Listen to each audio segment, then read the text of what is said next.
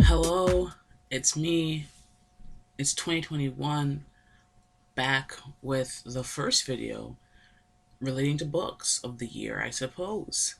Um, so, for the month of January 2021, I ended up finishing 8 books. Two of those are manga, the majority of them, of the rest, were nonfiction. Probably maybe like half of them were nonfiction versus fiction overall. Um, I set my GoodReads challenge for this year to 150 books. Um, so far, at 8 books only read. I haven't finished reading any books for the month of February.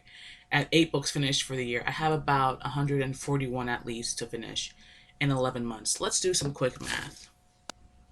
141 divided by 11 is about 13 books. 13 books a month, that's completely doable. Will I do 13 books? That remains to be seen. So, anyway, continuing on, let's go over what I finished in the month of January 2021. The first book I finished was Figuring Out the Past, the 3,495 Vital Statistics That Explain World History by Peter Turchin and Daniel Hoyer. I gave this book 4 out of 5 stars. It tried to do this. Well, it set up historical eras, went through defining civilizations of the time, or tried to go over civilizations from each continent, each geographical region. Um, but I feel like there was just a very Eurocentric bias to the history being covered. Um, because American civilizations, pre-colonial American civilizations, um, pre-colonial African civilizations, save for Egypt, essentially, and some in Ghana, were barely covered. Um, so I gave it 4 out of 5 stars. I thought a lot of the tidbits were interesting, important. The little reports were very succinct. They weren't super hard to get through at all. Um, but the subject matter being covered is what I probably had the most issue with. And it wasn't, it was succinct, but it also wasn't super crazy detailed as maybe I would have liked it, especially for a statistics of history book. So I gave it 4 stars, which I think is pretty good. Um, would I recommend it? Yes. Me giving it 4 stars is a recommendation. Would I buy this book for myself? Probably not. Usually 4-star books, about 50-50, or maybe more skewed in terms of would I buy it or not. But I wouldn't buy this book, but I would recommend it for a read. The next book I finished in the month of January, it's February now, the month of January, was A Wolf at the Schoolhouse Door, The Dismantling of Public Education and the Future of School. Wow. Wow. Wow. My mind. I, you know, growing up in the New York City metro area, teacher strikes are a given. Teacher strikes are a given, and student support for teachers striking is also a given. Whether it's you're supporting them because you want the day off, whether it's, and more so, I think it's that you're supporting them because you understand why they're fighting and you sympathize, you empathize. Um, but this book really did a fantastic job of laying out, especially in the context of Betsy DeVos and the Trump administration, this larger free market scheme to dismantle public education and, essentially turn education into some type of cog machine training facility for all. Very worrisome, very alarming, and I'm glad I'm aware of this now, so I can take my stance. With a lot of nonfiction books, it's not like, oh, I read this nonfiction book and immediately I can tell you off the top of my head the stats that were quoted. I don't think that's the purpose of nonfiction books. Um, and so I think for that reason, a lot of times you would prefer to have a nonfiction book, especially one that you enjoyed, on hand or available to you on hand. So I would buy this book definitely. I mean to start a GoodReads. It's not a playlist collection of books I mean to have one day on like my bookshelf. This would be on there. I think this is a great book. I gave it 5 stars, deservedly. So the next book I finished in the month of January was The Awakening by Nora Roberts. It's the first in the series, apparently, The Dragonheart Legacy. I gave this a 2 stars, and I'll read what I wrote on Goodreads. This is probably a 1.5 rounded, to be honest. Our protagonist just doesn't make any sense. You know, she's at odds with her mother because her mother is controlling. Okay, that's a valid reason to, I guess, for resentment. Um, she's at odds with her mother. She finds out that her mother hid money from her that was sent for her when she was like a child. So it's not like, oh, you were entitled to this money at 15 or whatever. No, you are like in your mid 20s now. Fine. But it's like, it's made very clear that your mother did not touch any of this money for herself. She didn't steal this money. She didn't take from it, to pad her own account over the years. No, she invested it so fantastically that you now have $3 million. We never know how much money she, in fact, has at the beginning or was given in total. But at this point, it's grown to $3 million. So it's not that, oh, $3 million was meant for you. It's that your mother invested it so wisely that now you have $3 million. Fine. Anyway, just I hate my mother. She's so wrong for this. The best friend who loves her mother because he supported her when he came out, and when his family didn't, is like, I love your mother, but you're right. Her not telling you about this money, totally wrong. Totally wrong. What? Okay, that aside, because a lot of that is like, you can accept it or not. Fine. But then, the whole thing is she's going back to Ireland to find out what happened to her father, to maybe find him if in case he's still around. Um, she and her Irish heritage, for some reason, and it doesn't make any sense. For some reason, her mother wants her to dye her red hair.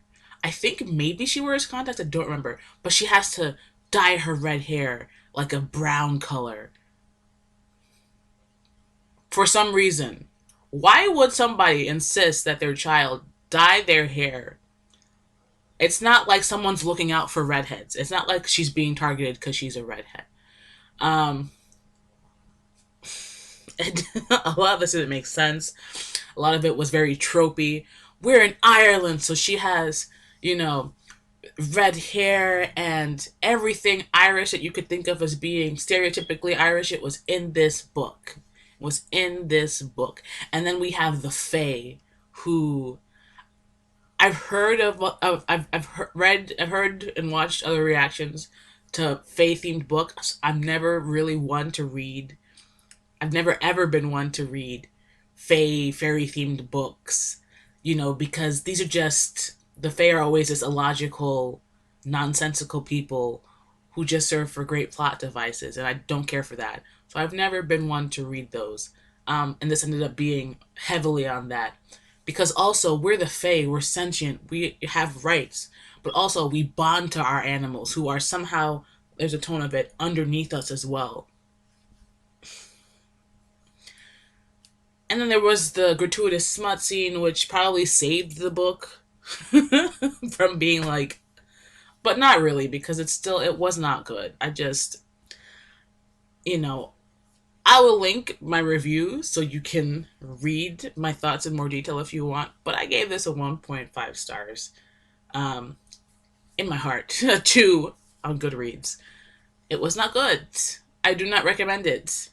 Don't waste your time, is what my 2 stars is saying. The next book I finished in the month of January was Black Futures by Kimberly Drew and Jenna Wortham.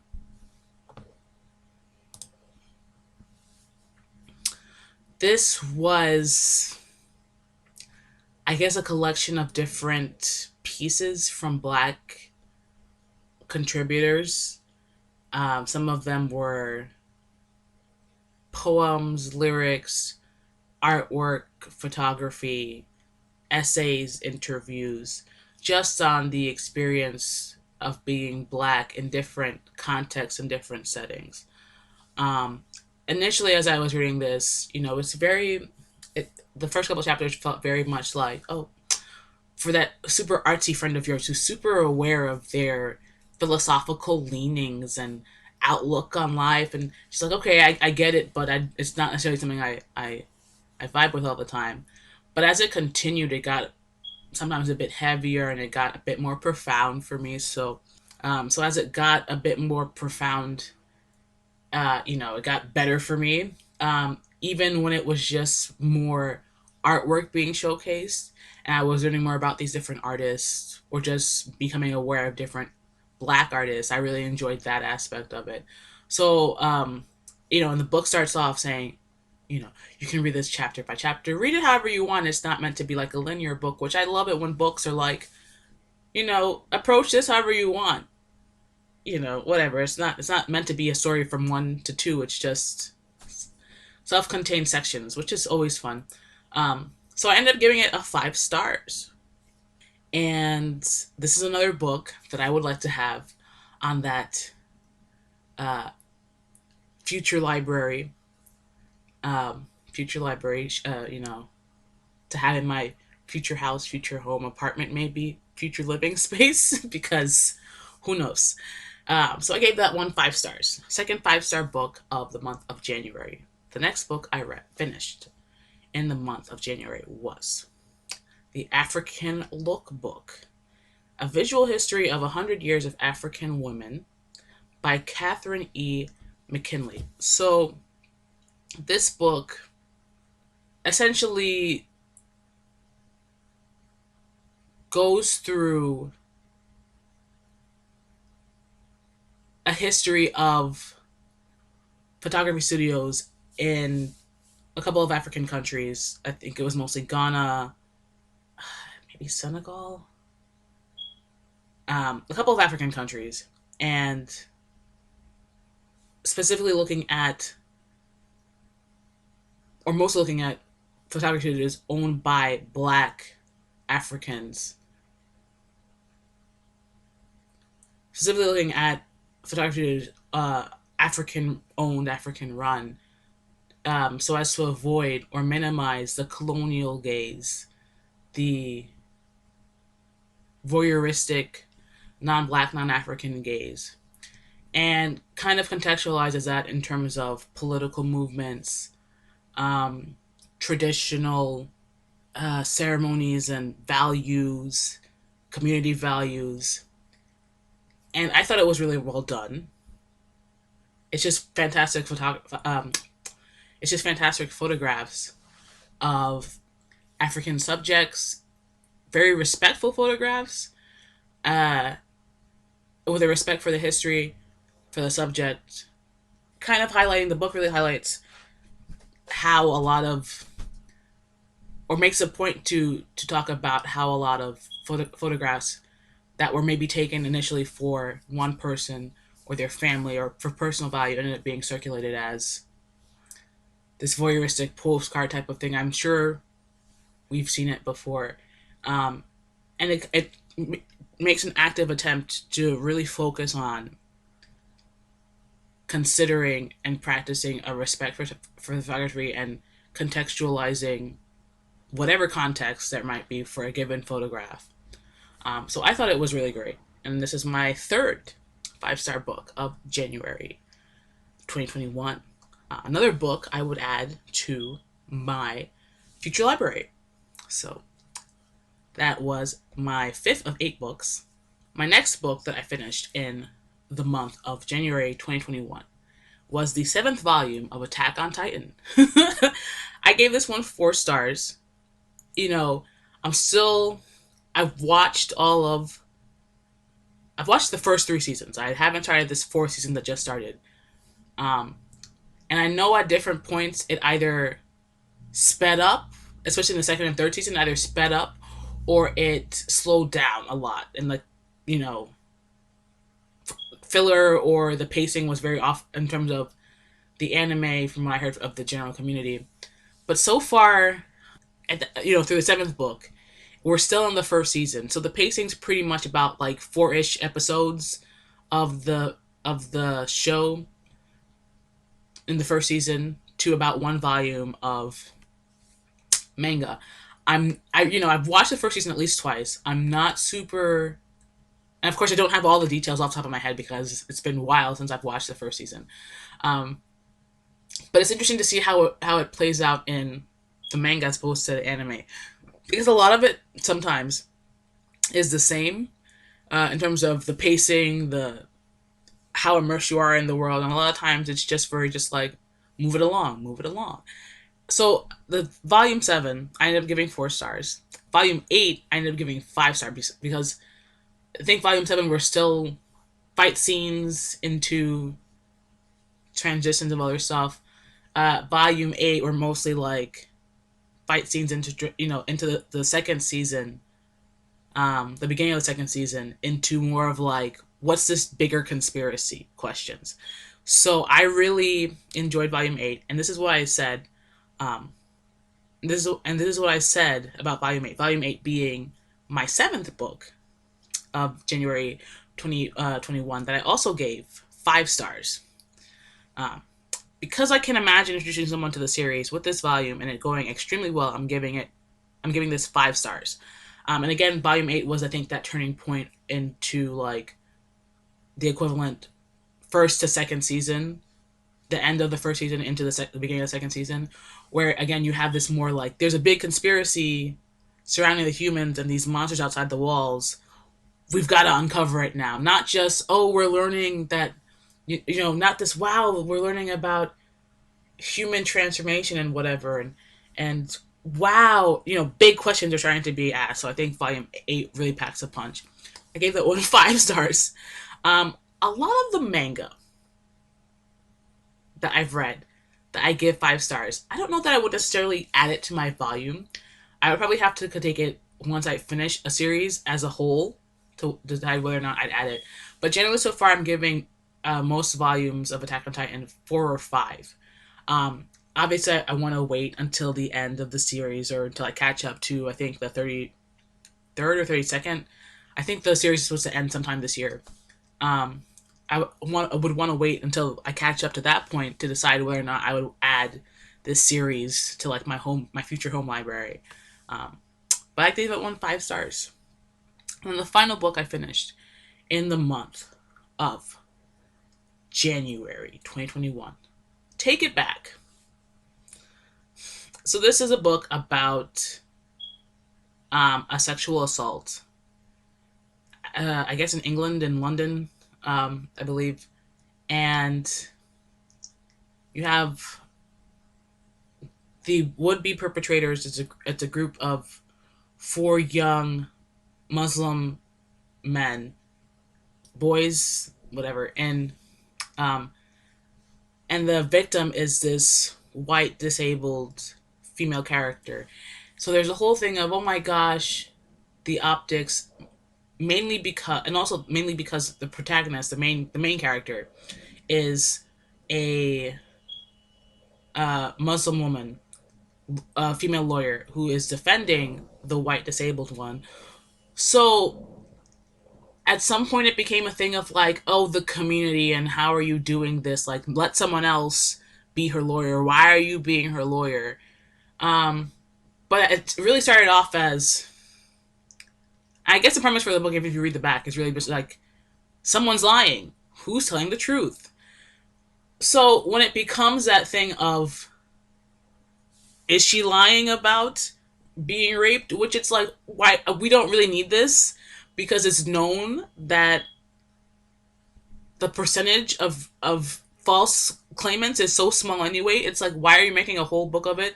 Um, but then also, especially at the beginning, I really was like, it took me, I got shocked because at some point I'm like, wait a minute, why am I questioning her? I got like in my personal sense, I've always been like, oh, I'm always gonna believe the victim no matter what, even if no matter what. But it's just like looking at how quickly I started to doubt the female victim's claims in this book, and I started to buy into the narrative of why would they do this? They have this, their parents worked so hard for them, their future, blah blah blah blah blah. So for me, that was very jarring. In terms of societal, how we are conditioned to consider claims of sexual assault, especially from female victims, and in the context of male perpetrators. So that was really jarring. And I think in that sense, this book will serve as a good could serve as a good discussion point, and like in a reading club, like in a school or book club, whatever. In terms of ideas towards sexual assault victims. But then the whole thing was trying to be like this one community member versus the whole local community.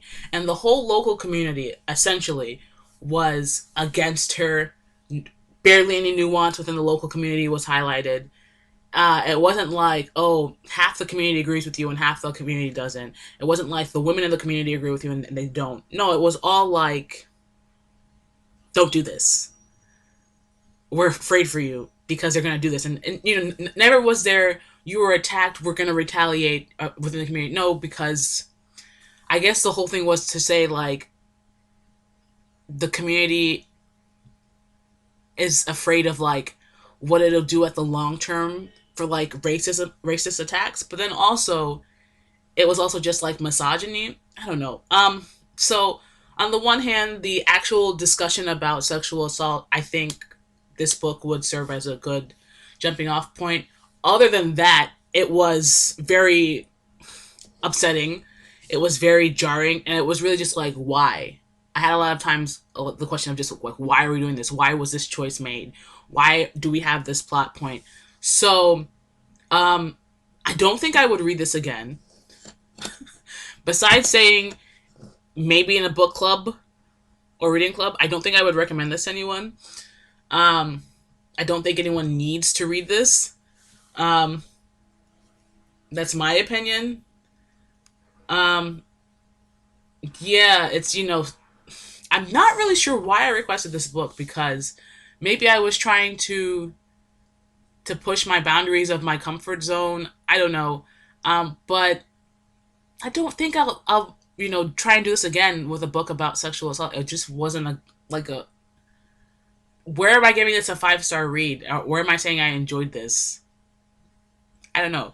Um, yeah, I think I know what type of book sexual assault I would probably give a 5-star if it was some type of retaliation book. But if it's like,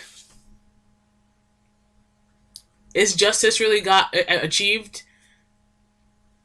I don't know. I wouldn't. I'm not recommending this book, but I did give it a 3 stars, which, depending on who you ask, that's like a maybe. So it sounds, it tracks. It's like a maybe-ish, depending. It's a contextual recommendation.